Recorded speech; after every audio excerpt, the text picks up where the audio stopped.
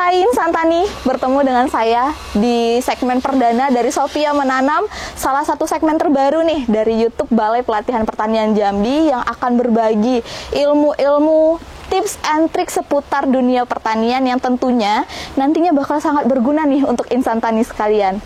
Nah, mau tahu apa aja yang kita lakuin di Sophia Menanam ini? Ikutin kita terus ya. Nah, Insantani, saat ini kita sedang berada di kebun timun yang tumpang sari dengan tanaman kangkung juga nih untuk pemanfaatan lahannya. Nah, usia dari timun itu sendiri kurang lebih sekitar 20 sampai 22 hari setelah tanam nih. Sedangkan kalau kangkungnya sekitar 7 hari. Tapi udah kelihatan cukup besar ya. Nah, dalam perawatannya kami menggunakan pupuk organik cair nih, Insantani. Penggunaan pupuk organik cair ini biasanya disemprotkan di bagian daun, batang maupun bunga dari tanaman. Nah, kalau di bagian daun biasanya disemprotkan di bagian punggung daun. Nah, penyemprotannya itu bisa dilakukan sekitar pada pukul 8 sampai jam 9 di pagi hari atau bahkan di jam 3 sampai jam 4 sore, di mana saat itu stomata daun sedang terbuka dengan sempurna. Nah, hal penting juga untuk diketahui saat penggunaan pupuk organik cair ini tidak bisa digunakan secara berlebihan kepada daun, karena nantinya malah akan mengundang hama penyakit dan juga penyakit tanaman.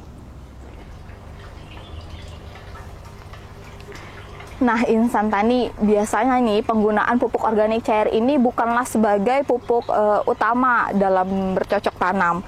Meskipun begitu, penggunaannya bisa menghemat penggunaan pupuk kimia dari 25 hingga 35% tergantung dengan usaha pertaniannya.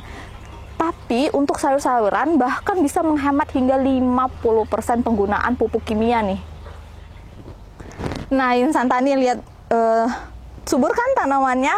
Nah, karena penggunaan pupuk organik cair ini tadi merupakan dari bahan yang berasal dari tanaman atau bahan organik, sehingga membuat tanah juga lebih sehat atau lebih subur.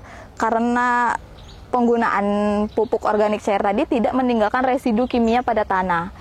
Selain itu, penggunaan pupuk organik cair ini juga relatif lebih menguntungkan dibandingkan dengan penggunaan pupuk kimia yang saat ini sedang harganya relatif lebih mahal, sehingga bisa dapat membantu Insantani semua dalam menghemat biaya produksi tanaman nih. Nah, Insantani, kami di Balai Pelatihan Pertanian Jambi menggunakan pupuk organik cair POC++ ini yang dibuat oleh P4S Mandiri Jaya yang berada di Kota Dumai. Nah, awalnya P4S Mandiri Jaya ini hanya menggunakan POC++ ini untuk kelompok tani yang berada di sekitar mereka saja. Tapi sekarang mereka sudah mulai memasarkan produknya nih.